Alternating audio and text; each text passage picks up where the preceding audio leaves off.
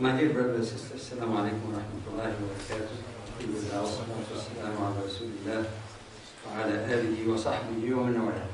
The title, inshallah, of this hopefully brief presentation is Reawakening of the Spirit of Islam in Our Life.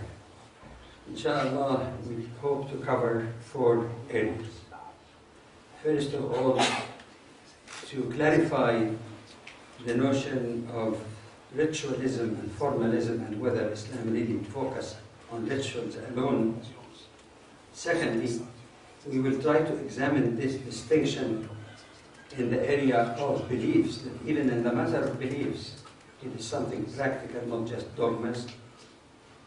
Thirdly, we'll try to apply the same thing, more importantly, in what we can call the pure acts of worship, especially the 5, or I should say the 4 practical applications, pillars of Islam, after Tawheed, of course. And then, inshallah, we have a brief discussion of how the Islamic spirit also guides us in our relationship with all the creation of Allah subhanahu wa ta'ala. The first topic is very, very brief. Basically, what I wanted to say, that while Muslims follow rituals, like the mode of prayer, the mode of Hajj, and so on, however, that's not the same like ritualism, when the ritual itself becomes the end game. You go through the movement and, okay, alhamdulillah, I finished it. Salah, up and down, khalas. Just the mere mechanical part of ibadah, important as it may be. And the evidence to that comes right from the Quran in Surah Al-Baqarah, in Ayah 177. ليس البر أن تولوا وجوهكم قبل المشرق والمغرب ولكن البر من آمن بالله واليوم الآخر وأقام الصلاة. It goes on. It says it is not righteousness that you turn your face merely towards east or west, but then start listing. Part of that birr is the belief in Allah and the hereafter. Part of that birr is the salah and zakah.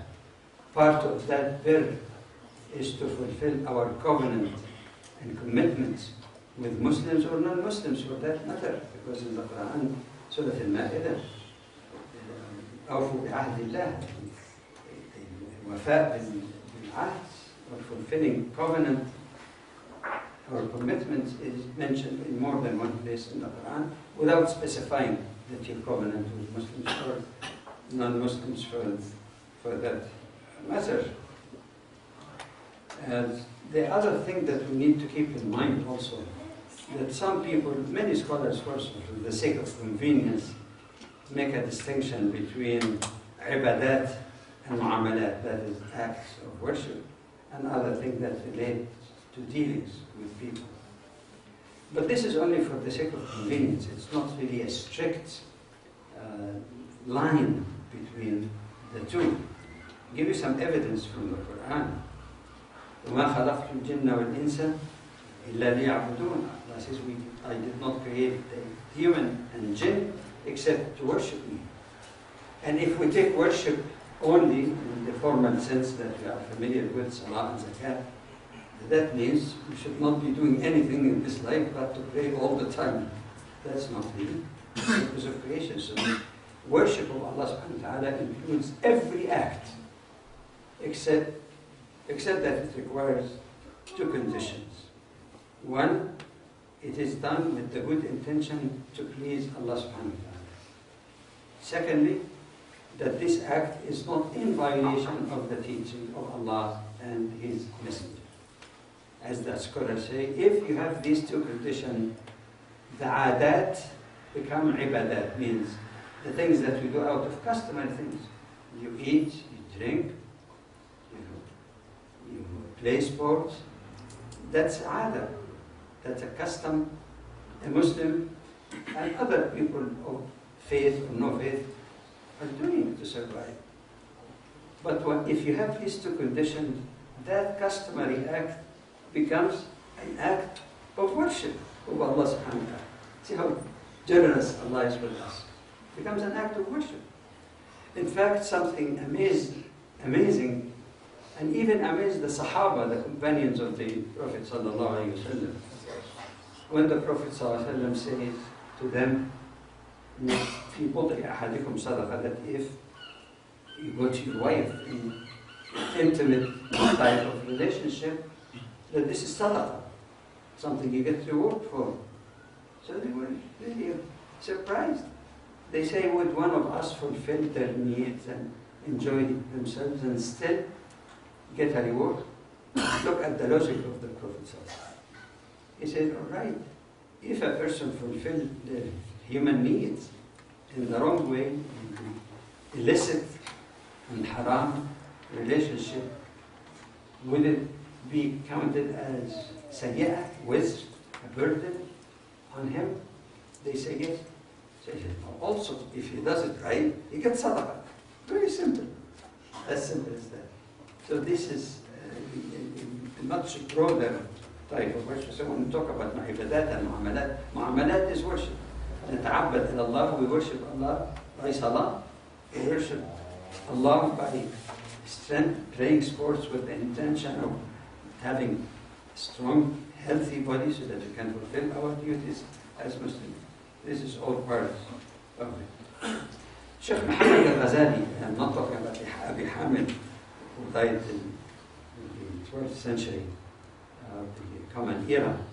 Sheikh Muhammad al-Ghazali was a scholar from Egypt, and mashallah, he was a very, very well-known da'i. And his writing appealed to many people because he touches their heart. And he made a statement that some people jumped on it and say, no, he's wrong.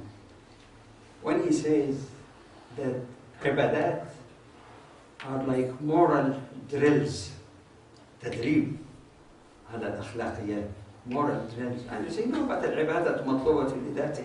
Oh, yes, we honor that. He knows it. And everybody knows that even if there is nothing in our ibadah except to obey Allah subhanahu wa ta'ala and get close to Him, that's fine. But I don't think he means by that the only purpose of ibadah is moral drills. That yes, we do it regardless, but in the meantime, it trains us and we'll find more evidence, inshallah, for the soundness of that statement and that meaning as we discuss, inshallah, the matters of the four practical pillars of Islam. Now I move to the second topic, which will be very brief also. There is also the spirit of Islam in the article of faith. The articles of faith aren't these just beliefs. You say, أشهد أن لا إله إلا الله, أشهد أن محمدا رسول الله, آمنت بالله وملائكته وكتبه. The article, the 6 articles of Iman and all the related issues. But sometimes we forget that it is not a matter of saying La ilaha illallah and enter into the fold of Islam. It is necessary but insufficient condition. Just a beginning in itself. But even if you take it in itself as testimony of faith, you find that it has something very spiritual and practical in it than just confession of faith. As the ulama say that the tawheed or shahada is something that is a conviction in the heart. Well, because you could get someone who's not a Muslim, say La ilaha illallah Muhammad, you can say it. It doesn't. Is it coming from the heart or just words? So it begins with conviction in the heart and utterance with the tongue and mu'amalun bil arkan, and also implementation of what are the requirements of this shahada that we take or we repeat every day. The other issue or point is that if you examine even the divine attributes of Allah subhanahu wa ta'ala, the Asma al-Husna, well, it's nice, and I love it when I find some of our children and the young youth memorize them. find it very melodious and nice when you get people making it intonation. Wallahu alladhi la. Probably you heard of that, right? And it's beautiful. But there is something else we need to think about. That each of these 99 beautiful names of Allah, or attributes, has implication in our lives. I'll only, because of time, give you 1 or 2 examples. But actually it applies to all the 100 or 99 names of Allah. Take things that the belief in Allah is Al-Qawi, the sovereign, the one who has complete and absolute power. He is the one who calls all the shots in the commandant in this universe. There is no co-God, there is no minor God. All power is Allah subhanahu wa ta'ala. Now, if one believes in this, then there are some other ayat that indicate implication. قُلْ لَنْ يُصِيبَنَا إِلَّا مَا كَتَبَ اللَّهُ لَنَا. Nothing will happen to us except what Allah ordained for us. We do our best. We don't just attack it and say, oh, whatever happens, it's by the power of Allah. We do our best as ordained by Allah. But it makes us less fearful of human beings or threats of others, because we do our best, we depend on Allah, but we know that He is Allah subhanahu wa ta'ala who is going to call the shot as to what is going to happen to us, whether it is positive in our eyes or negative. And that's why you find a lot of people throughout history cannot understand Muslims' courage and dependence on Allah. And those who are really strong in their faith, you find that they're fearless, because they only fear Allah subhanahu wa ta'ala and depend upon Him. Just 1 second example. When we know that Allah subhanahu wa ta'ala knows everything that we not only do, but also say, but anything beyond doing and saying, our secret thoughts, what we are thinking of, Allah knows it. Some Mufassir, probably some of you heard of his name, Sheikh Muhammad Mutali Sha'arawi, alayhi rahmatullah,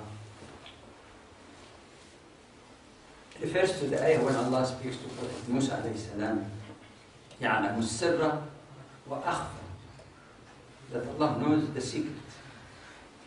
Could there be anything more hidden than the secret? A secret that you whisper to a friend, it's just between you and him or 2 or 3 people. But akhfa means a secret in your heart and thought that you have not disclosed to anyone even. Wa akhfa, even what is more hidden than the secret.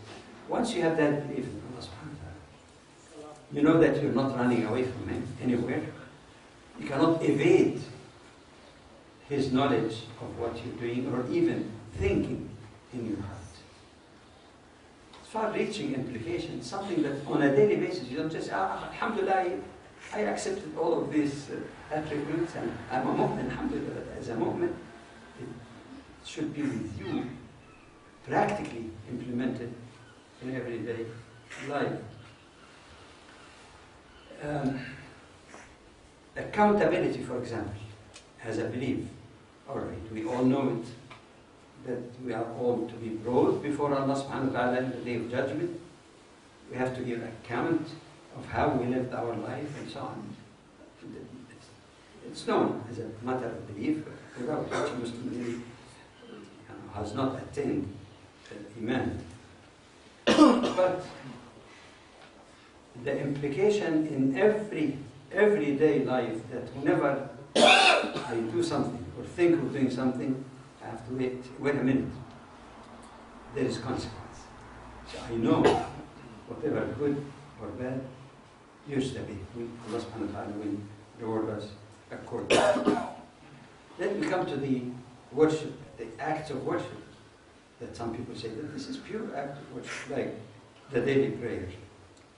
Well, okay, there are certain ritual and physical aspects pertaining to salah, like wudu, ablution, like cleansing, like having clean clothes, clean place to pray on. We are all aware of that jurisprudence, fiqh of prayer. But oftentimes, we don't see also the lesson even in some of these physical acts, spiritual lessons. Why do you wash your hands and feet and all of these, to pray? Is it that, as some misguided people, critics of Islam, say, oh, Islam always emphasizes only the outwardly superficial things like cleanliness and so on. It involves cleanliness and the pride also that Allah teaches us what's good for our life. But actually, in every act of your wudu, there is spiritual cleansing also. See, and that's why it's recommended to renew it if it's not too much difficult, because every time you're washing, it's not just washing your hand or face or mouth, you're cleansing your soul as well as you do that. Look at the beauty of this concept as we find in one hadith of the Prophet sallallahu alaihi wasallam.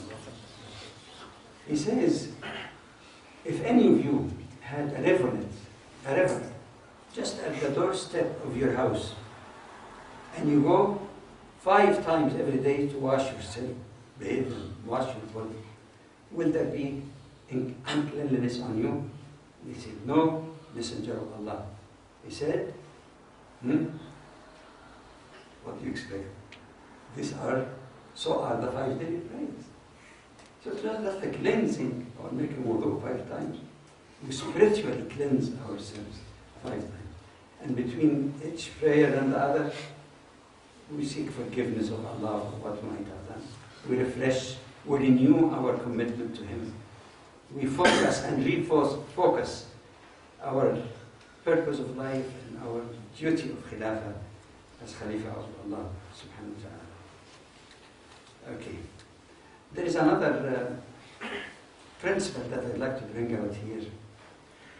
Many of the scholars would say the difference between the artificial, of course, I believe as it's a definitive distinction between ibadat and dealings or mu'amalat, that they say that in the matter of ibadat, you don't really have to fully understand the wisdom behind it. You don't have to, because it's matlubatun lidatiha, because it is an expression of the love of Allah and obedience to Allah.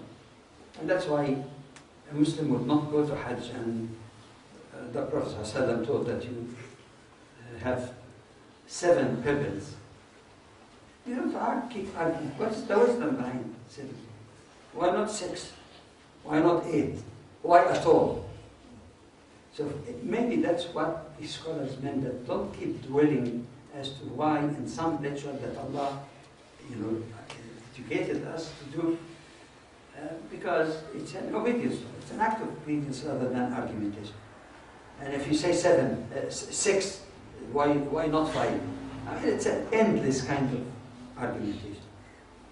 But this rule is not absolute.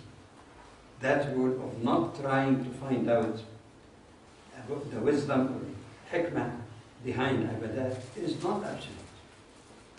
And we prove that from the Quran itself. Take salah. It has to be in a specific format, no question. You don't recite loudly in Zuhr or Asr, you have to. When Allah subhanahu wa ta'ala spoke to Prophet Musa alayhi salam in Sinai, what did he tell him? إنني أنا الله لا إله إلا أنا فاعبدني وأقم الصلاة لذكري. I am the Lord, there is no God but me. So worship me and establish regular prayer so as to remember me. So some hikmah also is given there. There is no problem at all trying to find the hikmah of salah. What is problematic is someone to say, unless I understand fully the hikmah of salah, I'm not going to pray. It becomes like a blackmail condition. a condition for me doing that, I must understand. So there is that wasatiyya, balance. Don't take it blindly, but don't be say, oh Allah, I do it. If I don't fully understand the wisdom, that's fine. I make ijtihad that I do it. As a sister who is still in her spiritual journey and development, why is hijab? There is a difference between someone who says, for example, unless somebody explained to me, why should I cover it? Why shouldn't men also cover their hair like me? And if you don't, I'm not going to do it. That's the problem. But that's different from saying, I believe in Allah, I love Allah subhanahu wa ta'ala. It is not an invention of someone else. The hijab is rooted in the Quran, the ayat and the hadith, and all the early Sahaba. I do it because I love Allah and trust me. And then I find reasons. And this is a problem that sometimes we fall when somebody keeps throwing these questions at Muslims. Why do you get, a lady comes to a Muslim sister, why are you wearing this stuff? It's too hot. Okay? Why don't you people eat pork? This sort of things. Why don't you drink wine? You can drink in moderation. It's not that harmful. And sometimes you fall into the trap of saying, no, but hijab, they say, prevent people from assaulting me. You start that argument, you will get 100 responses to that argument. Some sisters ask me, what should we say? Whether hijab or why not eat swine meat? I think it is wrong to start with giving rational reasons.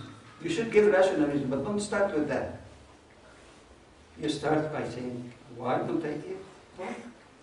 Because Allah said so. I believe in Allah, in His ultimate and infinite knowledge and wisdom. If there is nothing but that, I would not touch it. Why are you wearing hijab? This is my religious practice. This is my relationship with Allah. I follow the command of Allah. If you stop at that, of course, they might say, you Muslims are dogmatic. You accept things blindly. No.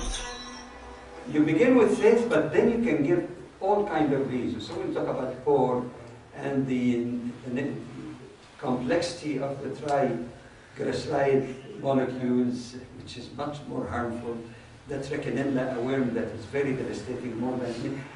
Fine, but if you begin with that, because you're protecting yourself. If somebody starts arguing, say, I told you in the beginning, even if I don't, even if I'm wrong on this, wisdom could discover even in the future the discovery about the harms of pork was not known at the time of Sahaba. They didn't. And as time progressed, we discovered more and more wisdom for this. Okay. Let me move to zakah, so that I don't take too long. Zakah. Most Muslims, when they talk about zakah or think of zakah, and most other communities, non-Muslims, think of zakah, is another ritual. And you look only at the computational part of it. Yeah, Muslims have to pay this and that.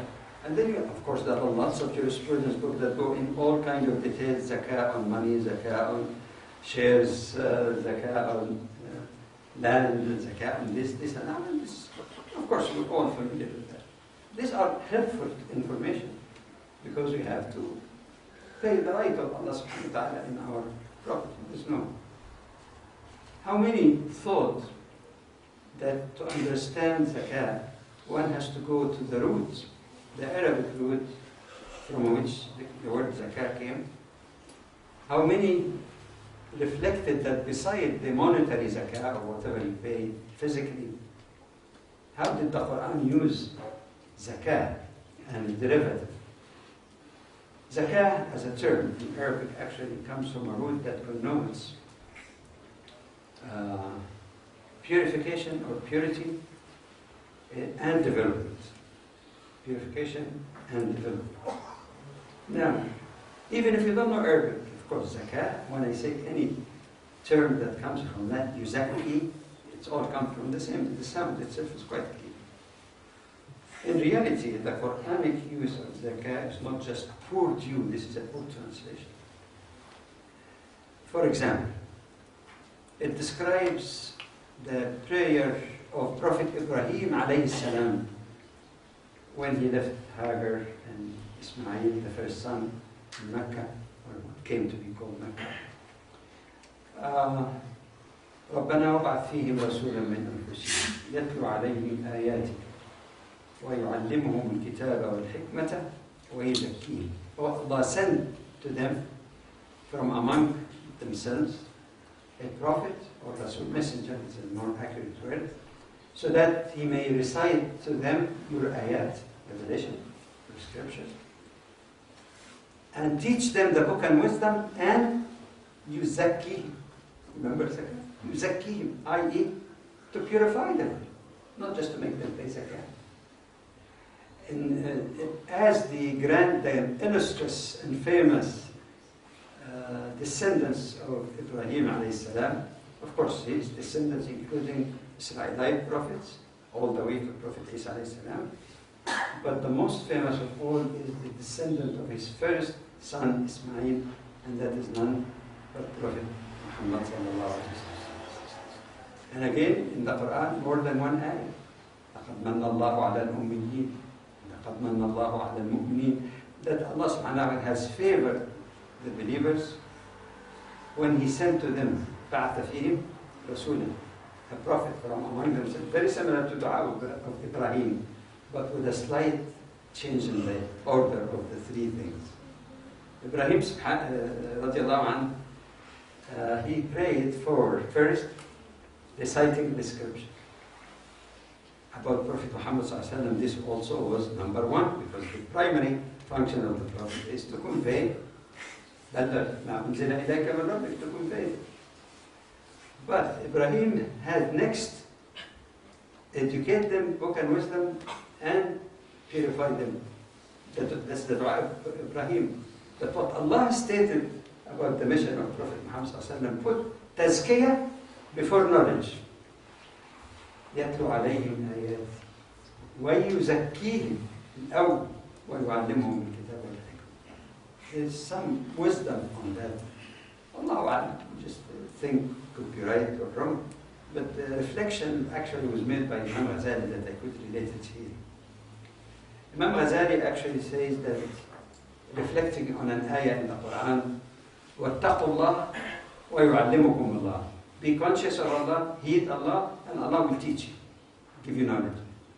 And he says that this refers, in fact, to the importance of the purity of the soul that make you see truth as truth and falsehood as falsehood, that give you the insight to have that knowledge which is not just in books. So basically, see, be conscious of Allah, Allah will give you and open doors of knowledge to you more than others. So that's why Wallahu A'lam, Yuzakkihim came first, and then you teach them the book and wisdom. Other things before I leave zakah, that there are many other usages in the Quran that would be very useful for us as Muslims, and also in communicating the message of Islam, especially with people coming from Christian background. For example, the Quran, I emphasize that, by the way, because of the false anti-Muslim propaganda. Some people say that Muslims hate Jesus or don't believe in him or believe in Prophet Muhammad alone. Of course, all this. Sometimes I talk to people and say, we love Jesus, we adore him as a prophet. Oh, I didn't know you believe this. Some of you might have faced that. Yeah? Anyway, when Jibreel alayhi salam came to give the good news to Maryam, قال إنما أنا رسول ربك لأهب لك غلاما زكيا, a pure child, زكيا from zakah. But be careful also, because some people make an argument that they are right. The only one who is mentioned in the Quran as pure is Prophet Isa, not your prophet, not any other. Refer to the ayah I was just quoting, the word of Allah. The Prophet ﷺ came to purify And how you purify others if you're not pure yourself? Second, the Islamic approach sometimes is mixed with other theology of other religions. In the Christian thought, there has been the notion of the sin of Adam and Eve that is inherited by the descendants, and Jesus came to die so that he washed away their sins with his blood. So there is notion that the sin, that's something that's inescapable, that you need someone other than human really that take away that sin. But that is in the frame of mind of the notion of original sin. There is nothing called doctrine of original sin in Islam. When the Quran speaks about Adam and Eve and their mistake of eating from the forbidden tree, he said, you're condemned until the day of judgment. No, they prayed to Allah for forgiveness, and Allah forgave them. Subhanallah. فعصى آدم ربه فغوى ثم اجتباه ربه. Forgave already.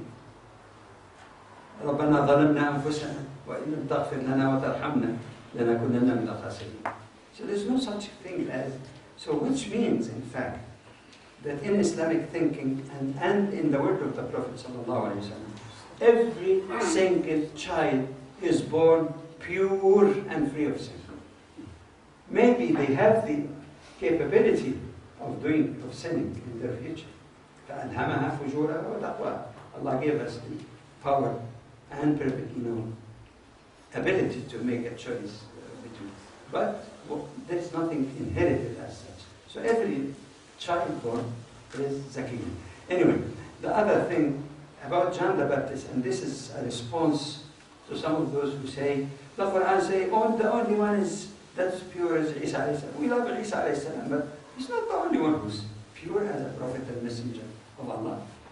Even in biblical tradition, we find John the Baptist in the Islamic tradition called Yahya. Okay? According to the Quran, because they refer to the Quran, they say, right, don't just cherry pick from the Quran. Yes, the Quran says, Ghulaman Zakiyya, pure child. But the same Quran in the same surah speaks also about John the Baptist. وَزَكَانًا وَحَنَانًا مِنَّا وَزَكَاةً. Not only pure, zakatan, purity, which is even stronger. And if we say one is divine because he's pure, then John the Baptist would be super divine because he's zakat, purity in itself. So this is just some aspect that Muslims are at ease, really speaking about the purity of all of the prophets. Beauty and purification also of the on this point, before I move to fasting, something touches me so much. When I talked was involved in dialogues with Christian friends, and we speak about salvation and requirements for salvation and all of this, there are a variety of explanations. I don't want to get too far because of time, but I tell them about this ayah that touches me very much, and it touches them too.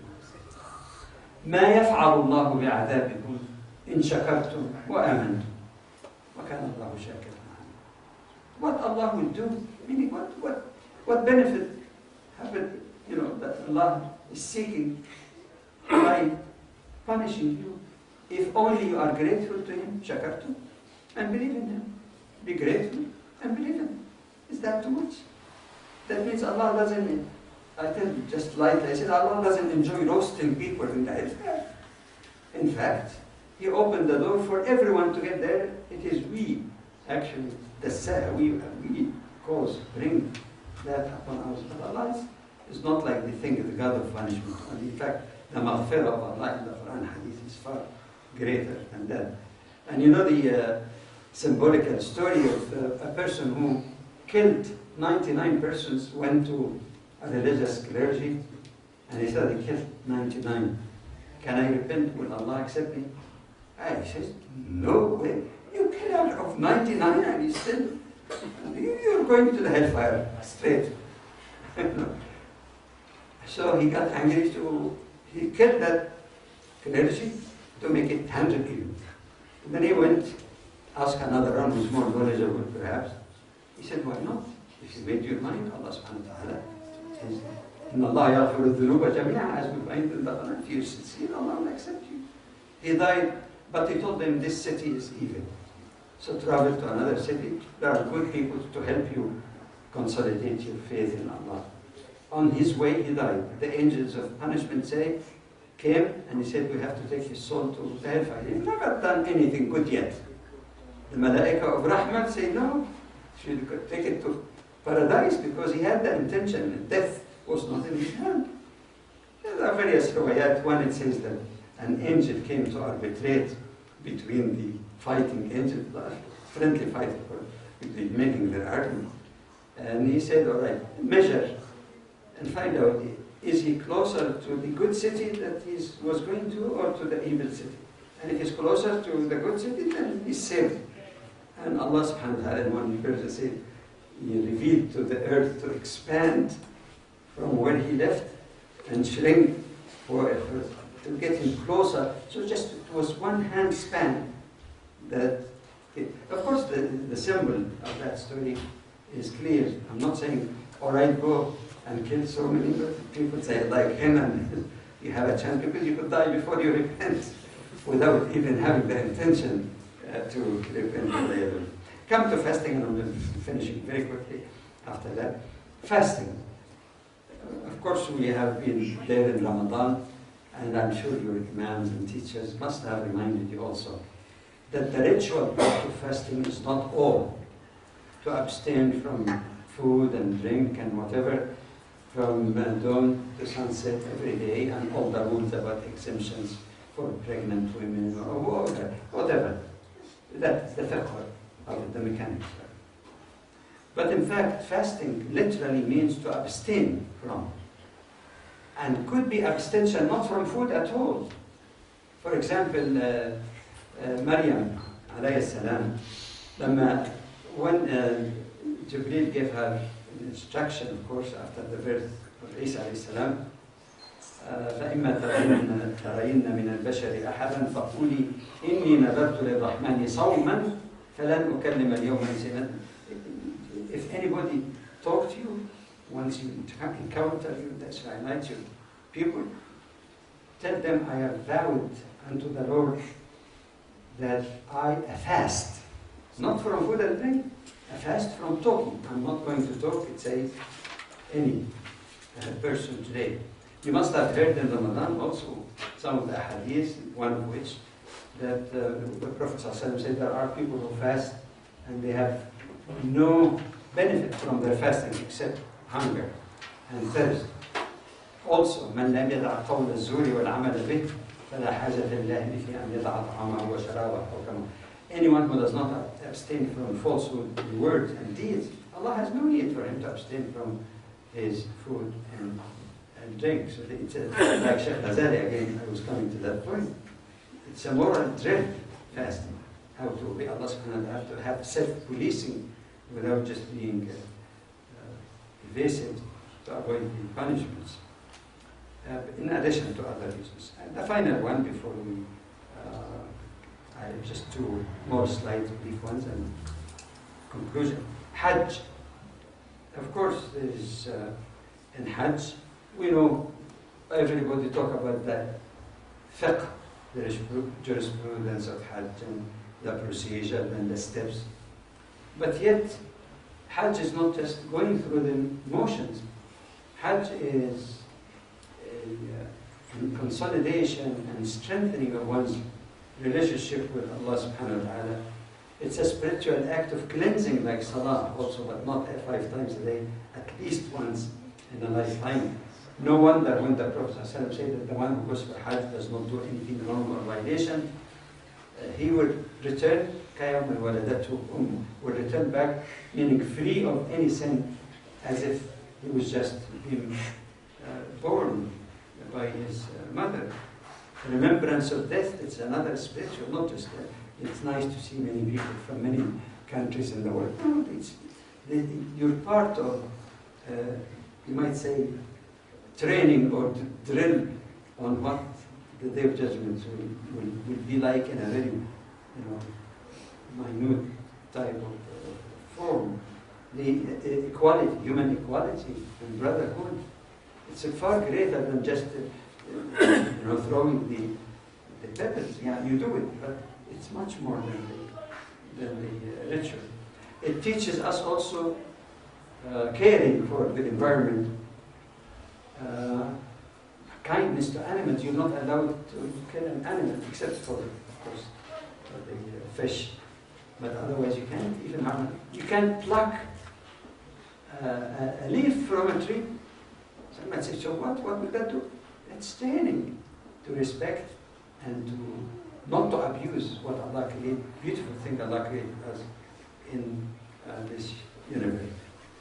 The final point is, before the conclusion, that the spirit that we apply in our lives also is not just in beliefs, not just in ibadah, but also in how we relate to other people. We relate to other human beings, Muslims of course, in the context of Muslim Islamic brotherhood, because we are all one ummah, irrespective of other variations. But more important than that also is to see that the kind of relating to other humans include other humans who are not hostile to Muslims. We find the guidance in the Quran clearly.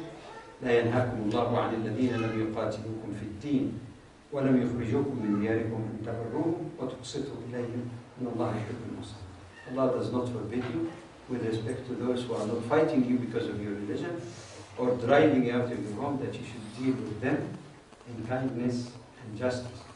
And we don't generalize, because the Quran doesn't accept this generalization of that some people or some group in a particular country did something wrong, so everybody, even those citizens in that country who are opposed to the decisions of the government or warmongering, and then we say that anyone is fair game. This is a very, very dangerous thing that's happening these days, which is totally against the spirit of Islam. And the Quran, in more than one ayah, لا تزر وازرة وزر أخرى ألا تزر وازرة وزر. More than one ayah, that means nobody should pay or be punished because of the mistakes of others. But unfortunately, a whole lot of Muslims now are punished because of the action of others. See this superiority, the divine guidance that doesn't know injustice to one or the other. The Quran says you do justice even with the enemy. With the enemy. وَلَا يَجْرِمَنَّكُمْ شَنَآنُ قَوْمٍ عَلَىٰ أَلَّا تَعْدِلُوا. Don't let the hatred, whether hatred coming from them, or you hating them, or mutual hatred, the ayah can be interpreted in different ways. Don't let that hatred between you and others dissuade you from doing justice. Do justice. This is closer to piety.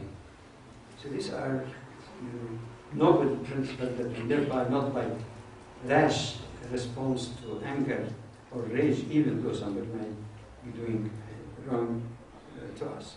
In conclusion, reawakening of our spirit is not mere ritualism. To the spirit that we need to apply is built in even the articles of faith, which is not just mere dogma. 3, the spirit is there, as we have explained, even in the pure act of worship, like prayer, zakat, fasting, and hajj. 4thly, that spirit of Islam that we need to apply in our lives include our relationship to all creation of Allah, human beings, Muslims, or other humans, the world of animal, vegetation, resources. These are all, we see the spirit of Islam in all of these patterns of relationship. And finally, the real challenge, not only for Muslims, but for all communities, is to close the gap between that real ideal normative teaching, or the ideal taught to us by Allah subhanahu wa ta'ala and His Prophet sallallahu alayhi wa sallam, and the reality, which quite frankly is sometimes quite miserable. May Allah make us keys for improvement, for closing that gap. May Allah make us maghaliq al-shar, people through whom evil can be avoided. Jazakumullahu khairan. I'm sorry for that slow talking because we have been driving all day. Yes. So it might show a little bit, but Jazakumullahu khairan for giving any short. Can we